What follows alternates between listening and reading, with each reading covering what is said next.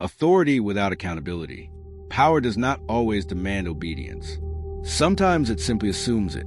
Inside the White House, there are moments when authority operates without clear responsibility, shaping outcomes while remaining insulated from consequence. This matters because accountability is supposed to be the counterweight to power. Decisions are meant to be owned, consequences traced, responsibility assigned. But under sustained pressure, those lines can blur. 97 quietly, almost imperceptibly. The shift begins with delegation. Authority is distributed to move faster, respond quicker, and manage complexity. On its own, this is necessary. No president can oversee everything. But when delegation expands without parallel accountability, authority begins to float. 97 detached from ownership. Inside the system, this feels efficient. Decisions are made lower down. Problems are handled before reaching the top. The president receives outcomes instead of deliberations. Leadership appears decisive because friction has been removed. But something changes in that process. When authority is exercised without clear accountability, incentives shift. Risk is displaced upward or outward. Decisions are optimized for approval rather than outcome. The question becomes not, text equals text.replace. 94, is this right? 94, but text equals text.replace. 94, who will answer for it? 94. Advisors sense this first. Certain choices carry weight, but no signature. Actions are taken in the name of alignment rather than instruction. If things go well, success is collective. If they go poorly, responsibility becomes difficult to locate. The president feels the effect indirectly. Outcomes arrive that were never explicitly authorized, yet feel consistent with intent. Challenging them means unraveling layers of assumed approval. Allowing them means normalizing power without trace. At first, this seems manageable. Authority without accountability can produce results. It accelerates action. It reduces exposure. It keeps leadership insulated from constant decision fatigue. But over time, it erodes something fundamental. When no one fully owns a decision, no one fully learns from it. And that is where the danger begins. Because power that cannot be traced cannot be corrected. An authority that answers to no one eventually answers only to itself. This is a story of how leadership drifts. 97 not through abuse, but through structure, through systems that reward speed over ownership, and through decisions made in ways that feel efficient, until accountability quietly disappears. Inside the White House, that disappearance rarely announces itself. It simply becomes normal. As authority continued operating without clear accountability, the system adjusted in ways few noticed at first. Decisions moved faster. Fewer questions were raised. Outcomes arrived polished, stripped of the debate that had shaped them. On the surface, governance appeared smoother than ever. Inside the White House, this efficiency was quietly celebrated. Delegation worked.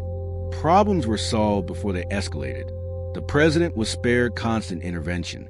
But beneath that smooth flow, responsibility was thinning. Each layer assumed another would answer for consequences. Advisors began to feel the shift in subtle ways. When issues arose, explanations focused on process rather than judgment, on alignment rather than authorization. No one could point to a clear moment of decision. 97, only a series of reasonable steps that led there. This created a dangerous incentive. When ownership is unclear, caution erodes. Risk becomes easier to accept when its consequences feel distributed. Authority, once bounded by responsibility, now moved freely. 97 without the friction that forces reflection.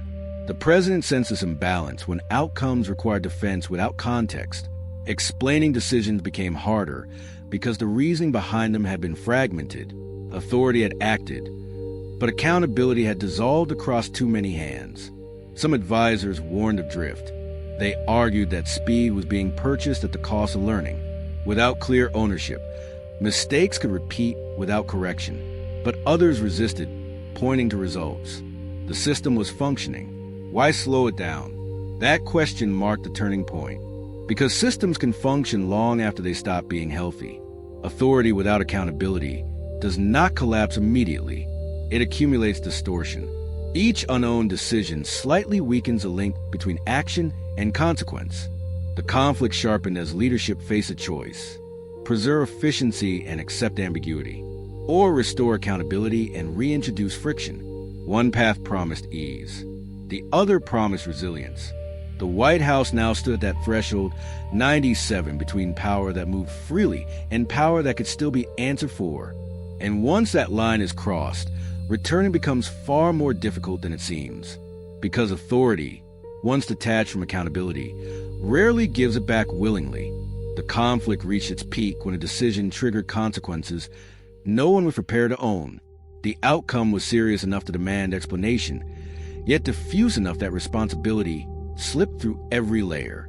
Authority had acted 97, but accountability had nowhere to land. Inside the White House, the search for answers exposed the problem clearly. Each participant could explain their role. Each step made sense in isolation. But no one could point to the moment where judgment was exercised deliberately and with full awareness of consequence. The decision had emerged, not been chosen. The president felt the weight of that realization immediately. Leadership depends on the ability to learn from outcomes, but learning requires ownership. Without it, mistakes become patterns, repeated not out of intent, but out of structural blindness. Advisors confronted an uncomfortable truth. Authority had been allowed to drift because it felt productive. Delegation had expanded because it reduced friction. But in doing so, the system had created space where power could move without being fully seen in 97 or corrected. This was the emotional peak. Not anger, but clarity. The clarity that efficiency had masked erosion. That leadership had been protected from overload at the cost of accountability. And that the longer this continued, the harder it would be to restore ownership without disruption. The president faced a stark choice. Continue benefiting from authority that required little personal exposure, or pull accountability back into view, knowing it would slow decisions and invite scrutiny. One path preserved comfort, the other preserved integrity. Silence settled in the room as the conflict resolved into a single truth. Power that cannot be traced cannot be trusted. Authority that cannot be owned cannot be sustained. The system had reached its limit. It could no longer operate on assumption and diffusion. Leadership had to decide whether authority would continue floating freely 97 or be re-anchored to responsibility. And that decision would determine not just outcomes, but whether the presidency still controlled the power exercise in its name. The resolution required a deliberate reversal of convenience.